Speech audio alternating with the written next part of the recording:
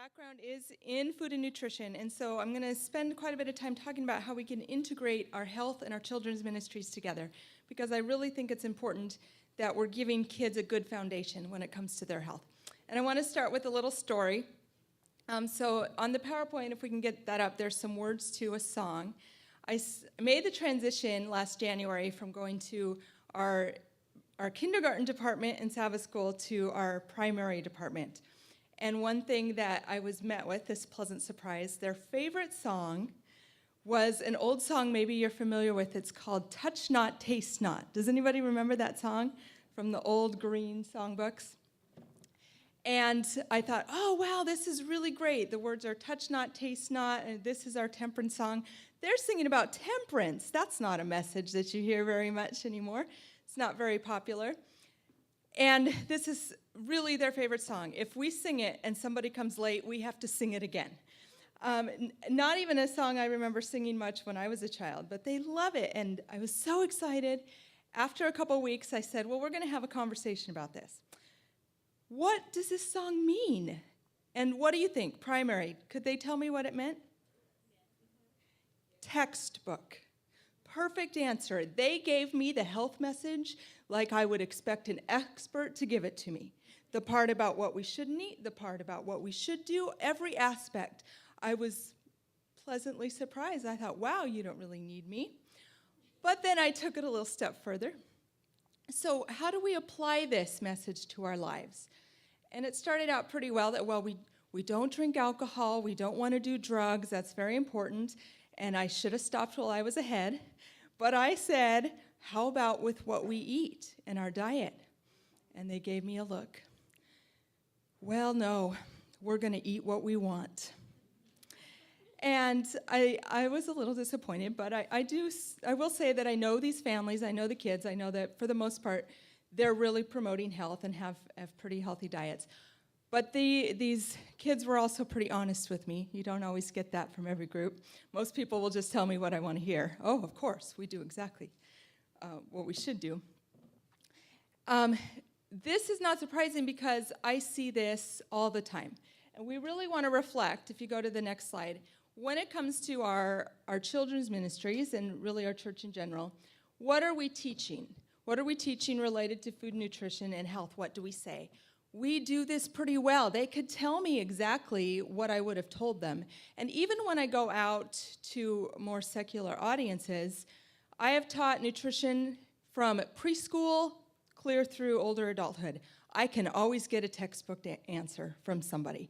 Granted, there's areas of confusion. I think we have a unique message and things that we contribute. But everywhere I go, somebody can tell me, this is what I can be doing better. This is what I should do. This is what I should avoid. What we really want to reflect on is, what are we doing? Does it reflect what we say? What are our actions? And we know that in nutrition education, what we say, what we teach, knowledge, does not equal behavior. So if you go to the next point up here, really, it's true, actions speak louder than words. When we look at what influences diet, it's not what we say. Actually, that can have the opposite effect. If we tell somebody, eat this because it's good for you, we're more likely to get them to not eat it. But what they're doing is watching what we do. They're watching what we're modeling. So if we have this health message we're promoting, what is it that we're serving? What is it that we have whenever we have food available? Are we using practices that we should be? If there's a disconnect there, we really need to address that, because the actions are speaking louder than the words, and our children get it. They're smart. They pick up on what we want them to know. But they also watch what we do. And if we're not reinforcing that message through our actions, we're not going to be very effective at producing that behavior change. So here's where we have to start. Because of time, I'm going to skip quickly through the next couple ones. We know that there are health concerns. We know that children don't always have the best practices. We know childhood obesity is an issue. We talk about things like this. In children's ministries, we have an opportunity to make a real difference, to teach children to model about health and nutrition, and we can help address some of these problems. What we do want to think about is the support that we're providing.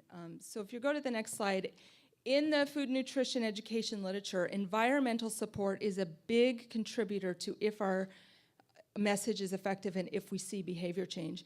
And not just maybe even if we're the ones teaching nutrition education, maybe you're letting somebody else do that, but what kind of environment are you creating where children can practice making healthy choices? If we want to see change take place, we have to have environments where children can practice what they're learning, can make those healthy choices. The community setting is where they can choose to eat healthier foods, is where they can get nutritious food. It's where they can eat fewer foods and beverages that are higher in calories and fat. So what are we serving them? Do we allow for opportunities to get activity? Do we allow for them to make these choices?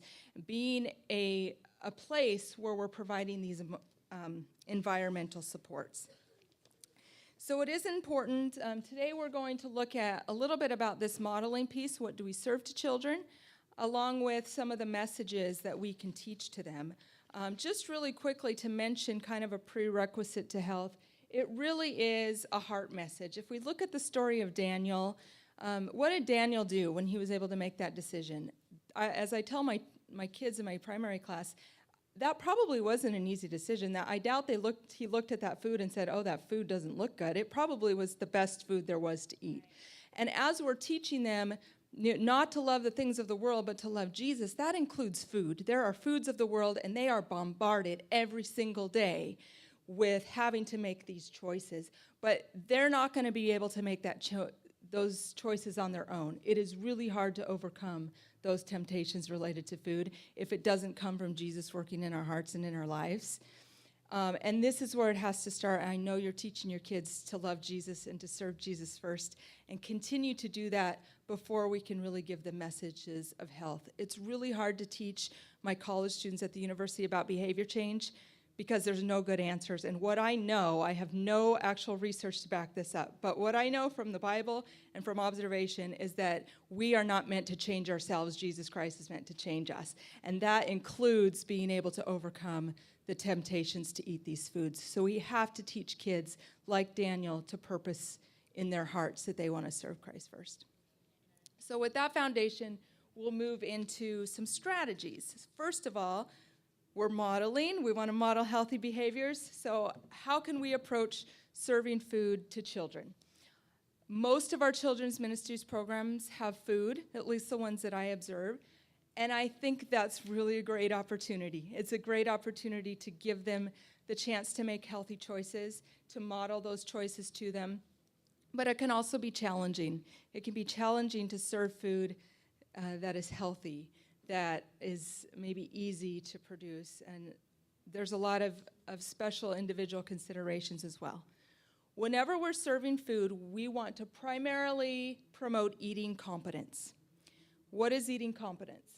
Being positive, comfortable, and flexible with eating, and as matter of fact and reliable about getting enough to eat of enjoyable, nourishing food. God gave us senses, right? He gave us a sense of taste, a sense of smell. And because of that, I believe that we're supposed to enjoy food. And he gave us the right kinds of food to eat that are enjoyable. And so we promote food to children in a positive way so that they're developing a healthy relationship with these foods. They're enjoying eating. It's an enjoyable process. We're teaching them to listen to their bodies, to know when they're full, to know when they're hungry, to honor those feelings, to hopefully be in a position where they're getting food reliably. They know that you're going to feed them. They know you're going to provide that to them. And when we promote this, it helps to build that positive relationship. Ellen Satter is an expert in feeding children, and she has what's called the division of responsibility. And this should be on your slide. So as an adult providing food, you have a responsibility. Your responsibility is what you're going to provide, is where you're going to provide it, and at what time. When within your programs is food going to be available. And this is a big responsibility. You get to determine the quality of that food. You get to help set that environmental support in place so that children can make a healthy choice. And so take this seriously. But at the same time, one of your main responsibilities is recognizing what's not your responsibility. And adults cross this line all the time. This is taught a lot to parents, but it's also used in settings where adults feed children. The child's role is to decide if they're going to eat, what they're going to eat, and how much. So after you've determined what's available, they get to come along and say, nope, I'm not going to eat, I'm not hungry. And you need to respect that. Maybe you know they're not going to get more food, but that's still their decision. It's not going to hurt them to be hungry for a little bit. You can tell them we're not going to have food for the rest of the program. This is what's available. If they make that decision, that's fine. They get to choose what they eat. So if you have this huge buffet, lots of fruits and vegetables, good food, and one dessert, and that child takes only that dessert, that's still their decision. You've exposed them to that. You've given them the opportunity. But to come along and say, you have to have 2 bites of this, you have to eat some of this, that is crossing the line into the child's responsibility. You made that available to them. It's their decision to take it, because we're trying to think long-term relationships with food. There are many adults who I work with that have long-term negative consequences from what adults did during their childhood, forcing them to eat food, rewarding with food, punishing with food, things that don't reinforce the eating competence. So we are letting that child make those decisions, and this is always. So when we're engaging in eating competence, we want to offer a lot of repetition, a lot of exposure to food. You maybe have heard or seen some of the research that says it takes like 12 to 15 exposures to a new food before a child will eat it. That's not really a magic number. It's really more about we're offering the repetition and the exposure over and over again. And the first time they might not take it. The second time they might not take it. But usually, eventually, if children are exposed to food enough, they're going to want that food. And as you expose them, that's a teaching opportunity. You talk about the food. You give them experience with the food. Let them handle the food. Let them help prepare the food. Allow them to have that learning opportunity. Some other things we want to really be aware of is you're trusting the child. It's really hard sometimes for adults to do this because we don't want them to go hungry. We want to make sure they eat. But we're emphasizing exposure rather than just getting the child to eat. Children are really good at self-regulation when we give them the opportunity. I don't know any child, unless maybe there's a special medical condition, that's going to let themselves go hungry. They will eat. They will eat what they need. When my daughter was young, people used to say that watched her, wow, she was a really good eater today. And I'd say, what does that mean? How are you a bad eater? Some days maybe she needs more, some days she needs less. Think about your own activity level. And are you always hungry for the exact same amount of food at the exact same time every single day? But somehow we expect children to do this, and we approach children and say, you need to eat more. You need to eat more of this food. You need to eat more of this food. And later on, they have to unlearn that behavior. I have to teach adults how to pay attention to their hunger and satiety cues because it was untaught to them during their childhood by people telling them, you need to eat more, you haven't had enough, you need to have some more of this food. So trust that the child can get enough to eat when you've provided the food for them to choose from. If you'll go back to the other slide really quickly, a couple things just to be aware of that we want to avoid, things like the no thank you bite. Again, repeated exposures, but the child doesn't have to try it, and it's probably going to be more negative if you're trying to force that upon a child. Cleaning your plate, I don't see this so much anymore as just you have to have so many more bites of something. Rewarding or punishing food, right there, that sets up this idea that, oh, this food must be better than this food because they want to either take it away from me or give it to me. And food battles, which are control issues, you want to avoid going there because then it becomes about the battle itself. Think long-term with what we want to achieve with eating competence. And if you're following that division of responsibility, it's amazing how the food battles just don't exist. And you could enjoy food together in a relaxed way. So serving food to children, a couple of these I kind of hit on. Remember, we're emphasizing Food exposure, not just getting the child to eat. So we want to feed children often. We want to give them the time and space to eat. As we have food in our programs, don't make it just an afterthought, like, okay, here's a quick 5-minute snack, and then go off and get back to our program.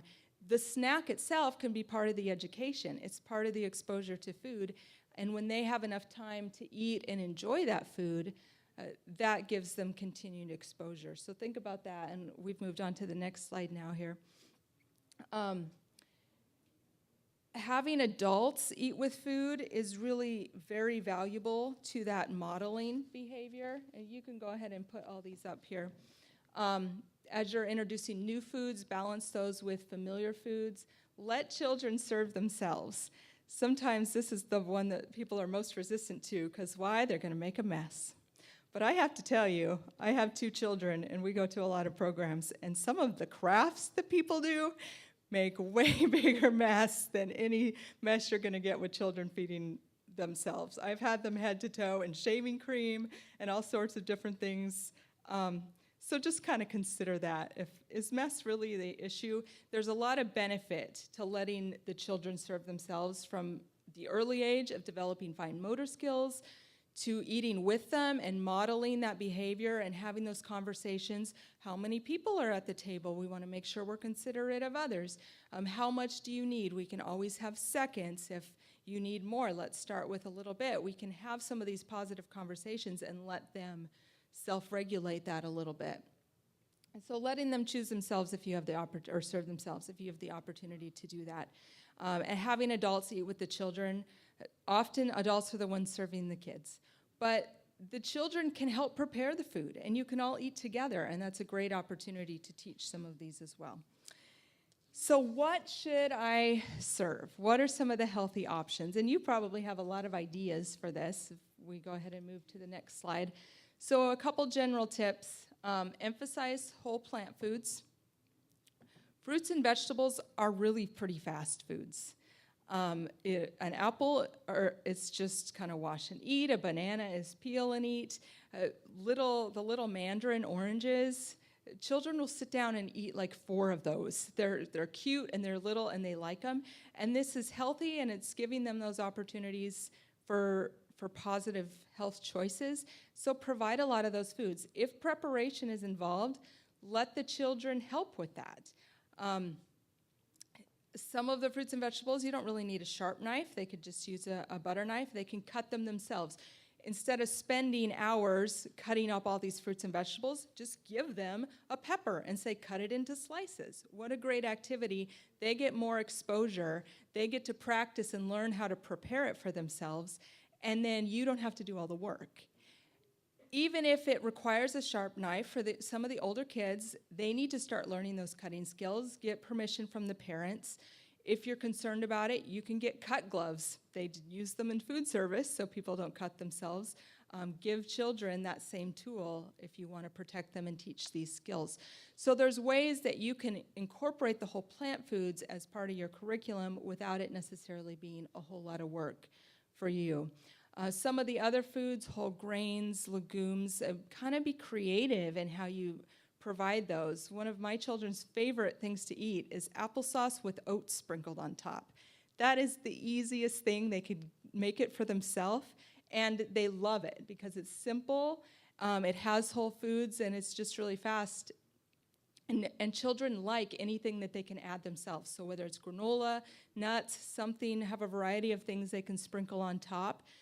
That's a great activity as well. So simple whole plant foods. Really kind of look at how you can make recipes be a little bit more simple. I sometimes go to programs and there's these huge elaborate snacks that are in neat little kid shapes and all fun. And that's great if you have people that really love that and want to put the time into it. But it's not necessary. Children like simple food. And there's a lot of recipes that are simple. My children are 7 and 5, and they still eat haystacks in little piles. So you don't have to spend a lot of time putting things together when they really just want those basic things.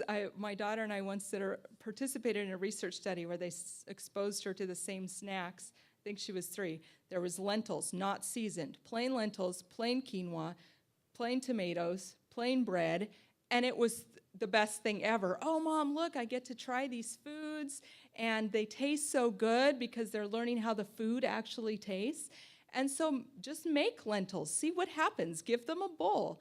They might be fascinated, they might not have any idea what they are, but with repeated exposure, they might start to learn about that, and that's a good opportunity to teach them, and they might like those simple foods. There's a lot of recipes you can find that are 2, 3, 4 ingredients with whole foods. One of my favorites is just a banana oat cookie. You mash bananas, you add oats to the right texture, and you bake them. The children can do this, and then you can have optional ingredients like nuts or raisins or cinnamon, things they could add to their own cookies, and then you bake them. Really fast, really simple, it doesn't take a lot of time. And then one other strategy is maybe to rethink traditional meals or traditional snacks. What types of things do children like? Pizza usually comes to mind. So individual pizza buns is one I've seen a lot. How can we take this and make it a little bit healthier? Use a whole wheat bun instead of a white bun. How can we add maybe some fruits and vegetable options? If you're letting the children make it themselves, just give them spinach. Give them a few other things that maybe you don't typically put out there and see what they do with it. Talk about it. Talk about how you can add those toppings. Maybe just leave off the cheese. There's perfectly good pizza that doesn't have it if you don't want to include them, or have them sprinkle a nutritional yeast on top instead, and they'll probably really enjoy that. It's something new. And so think about how you can take a traditional snack and make it a little healthier. Peanut butter pizza is another example. So instead you take the whole wheat bun and put peanut butter and then fruit on top of it. And that's kind of easy. They can make that at the same time. But it's that same word that they recognize, and you're just talking about how it's a little different. Something like apple nachos, where you slice apples, maybe drizzle a little peanut butter sauce or chocolate sauce or something that they like, but in a small amount, and you're getting them to eat those fruits and vegetables. So there's a lot of twists we can do on things, and there's a lot of ideas out there. Just 2 things I want to mention with serving food. One is choking hazards. Whenever there's children, especially under 5, you do want to be careful you're not giving them anything too hard, too sticky, too large. So make sure the food is chopped up. It doesn't mean you can't offer the whole food like the grape or the carrot, but you want it in smaller amounts so that choking isn't going to be a risk. So shred the carrots, cut the grapes up in quarters. A lot of people just aren't in tune to this. I had one meeting where I was concerned as a parent that my child was being served hot dogs and grapes. And I said, this is kind of a risk, a big risk. 1 in 5, what did that say? One child dies every 5 days from choking on food.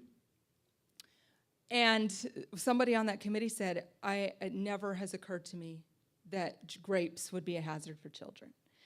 But they can be. So if you're going to serve them, just make sure those kind of foods are cut up. And then the other consideration is allergies, which some of you have probably had to deal with. When you have a food allergy, make sure you're communicating well, that you're working with the individual families. We want children and their families to feel safe, and we want them to feel included, not excluded. And sometimes with allergies, it's really easy to make them feel different. Oh, you have to sit at a separate table. Oh, you can't have this food. So how can we be confidential but still meet their needs? Thinking of those communication processes, making sure everyone on your team is aware of the allergy, because sometimes if people don't know, they'll throw something in as an ingredient without being aware of that. Communication across the board, cross-contamination, severity can really range, and for some people, even a small exposure can be life-threatening. So we need separate cutting boards, separate preparation areas. If it's possible to make all the food without the allergen, that might be the best approach. You want somebody who's very diligent at reading labels, who has that knowledge. You might even need to do some training with staff members, because people aren't always keyed into this. I've asked a lot of people, does this have dairy in it? And they'll say no. And then I say, well, it has chocolate chips in it. Oh, that has dairy? They really don't always know what foods contain. Or I've actually asked somebody if something had eggs while I was looking at the carton of eggs sitting next to it. And they said, oh, no, it's fine. And I'm like, well, what about the eggs right there? oh yeah, I forgot I put eggs in this. I'm like, you forgot? The eggs are right there. But people just aren't, if they haven't dealt with it before, it's not always something they're aware of, so we have to make sure that we're being careful when we're preparing food in these situations. And then the next slide has a few pictures. So going back to the food preparation, allow children to be a part of any time you're serving food. Think about in your communities when you serve food, through health ministries, through children's ministries, potlucks. Children can be a part of this process. Put them into your team. Put them on the potluck committee or social committee, whatever that is. At my church, we have children involved in every aspect of what we do, working alongside of the adults. Let them help prepare. We have a fellowship hour after our church, and so our children, my primary class, is part of our service project. We've been serving the food. This is their favorite activity. They get upset when they find out they're not going to be here that week. We talk for several weeks about what we're going to serve. They can come up with some of the healthiest ideas when I just give them that power. They don't need me to tell them. They know, and they have really great ideas for what we can serve. One time we did apple donuts, which are kind of a healthier twist on something everyone likes, but you just take apple slices and put some peanut butter on, and then they could sprinkle different things on the top. Every single one looked different, and the adults just loved it because the kids put their spin on that recipes. We also did trail mix once. They got to vote on what ingredients I was going to buy for the snack, and then we spent the day, they got to make up kind of their own blends of trail mix. So each one that was served was a little different because they got to be creative, but they were all really, really fun, and they had a fun time doing it. And then we get to have conversations about food safety, hand washing, wearing gloves. I've learned that I need to buy a lot of extra gloves because I'm constantly reminding them, oh, you touched your hair, time to wash your hands and change your gloves again. You have to have somebody that's watching all the time just to reinforce those messages. But it really is a fun activity. They learn, they make a mess, but they learn how to clean up their mess at the same time. And they get excited about serving food to somebody else. So be willing to let children be empowered to do some of these things. And I think you'll have a positive experience. So then the next section we're going to talk about is promoting the healthy choices. So we've talked a little bit about modeling, serving food, that eating competence. We want to eat with the children. What kind of messages can we incorporate into what we're doing? And how much time do I have, Patty? Okay, perfect. So when we're talking about our messages, we want to think about integration. In food nutrition education, when I try to go out into schools, it's very difficult because teachers don't have a lot of time for nutrition. And so they say, teach it with math, teach it with science, teach it with history, teach it with social studies, teach it with English and art and language. And we have all this great curriculum out there that integrates nutrition education into all these other subjects. So the challenge I have for you is integrate it into Bible, integrate it into Sabbath School, integrate it into Vacation Bible School, integrate it into Adventurers, Pathfinders, whatever other programs you're doing, because the more they get the message and that repetition, the more likely we are to see them make positive behavior changes. You may not do an entire curriculum or lesson on food and nutrition, but if you incorporate it into that one snack period, that's another exposure that they get. If you have a little tidbit here in Sabbath School, that's another exposure that they get. So how can you integrate these messages throughout all the programs that we're doing? At the same time, we want them to be fun, we want them to be interactive, and we also want to think about those behaviors, because if you remember I said knowledge doesn't equal behavior. I drill this into my college students that are planning to do nutrition education, because the first thing we always think about, oh, I'm doing a lesson. What am I going to teach them? What is my topic? But just because you give them the knowledge doesn't mean they're going to do anything with it. You want to start with, what is the behavior that I want to address? Do I want them to increase fruits and vegetables? Do I want them to drink and choose less sweetened beverages? Do I want them to eat more whole grain foods? What is the behavior I'm looking for? And then we plan activities to try to reinforce that behavior. So a few suggestions across the life cycle, or at least for children. I'm not going to get into adults. Birth to age 5. With this group, we're mostly focused on 2 to 5, probably. Our primary role is experiences, sensory experiences, and exposing them to different foods. Teaching them terminology related to food. Just teaching them about food. And we can do this in relation to a lot of our Bible stories. Creation has food. God provides food in a lot of our stories with Elijah, with the loaves and the fishes, with providing manna. So anytime there's a food connection, just spend a little extra time talking about food itself.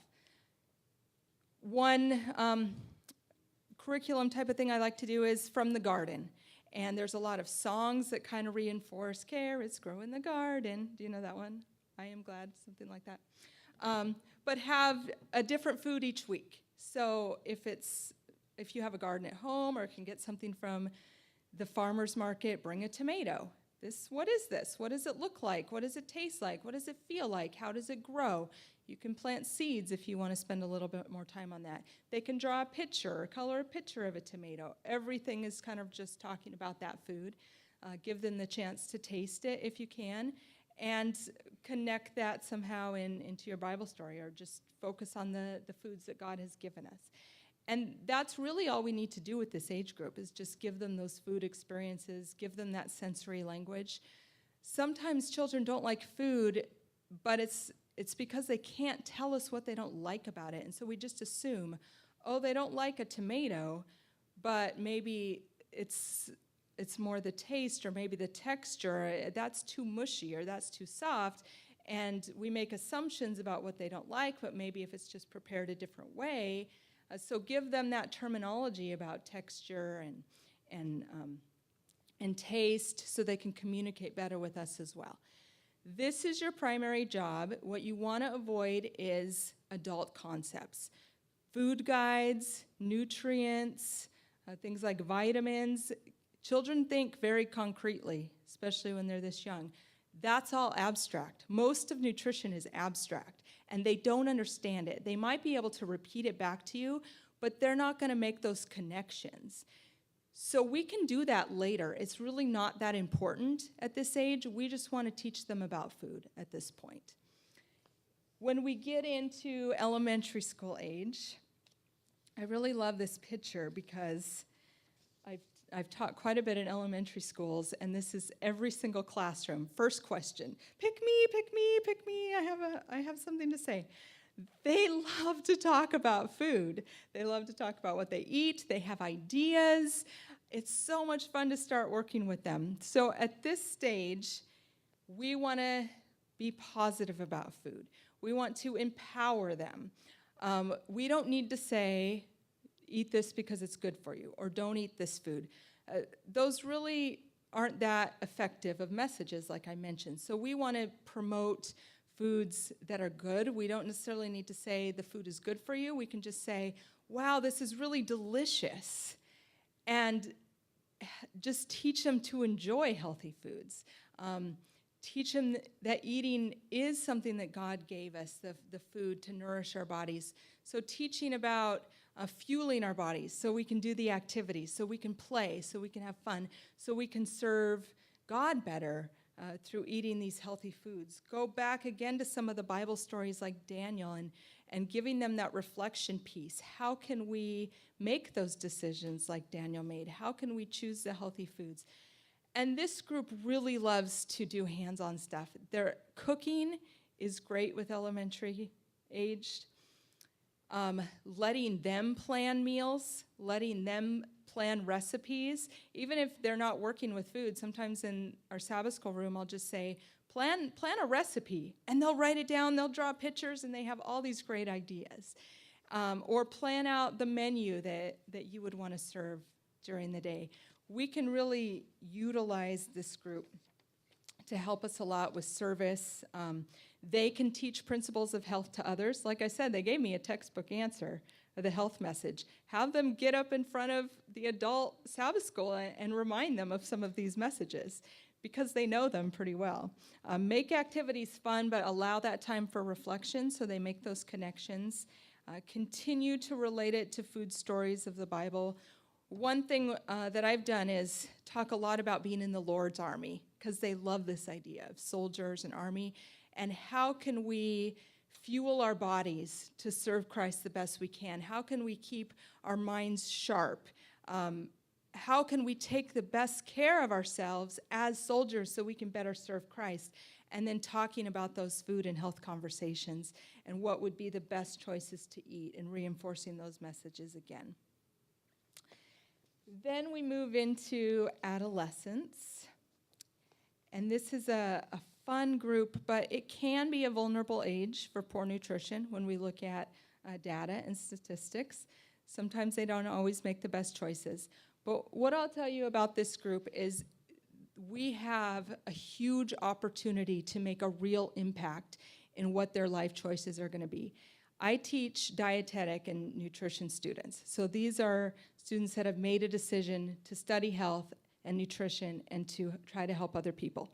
And I hear story after story from these students saying, I'm in this major because when I was a teenager, somebody made a difference in my life and helped me to value food and nutrition.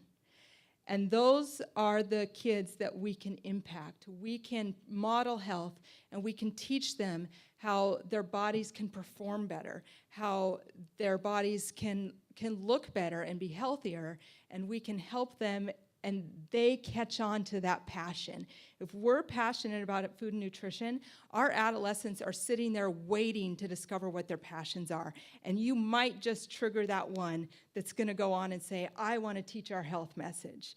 I want to be the one to do it. And this group should be doing it. They could be out there if we empower them to do that, if we give them the resources, if we match those passions and interests that our adolescents have with adults who have the same interests, who can give them the skills and model that and the resources, we could have dynamic health programs in our communities. And they're just waiting for somebody to give them that opportunity. So with this age group, you also want to make it very personal. Have them look at their own health history, their family history.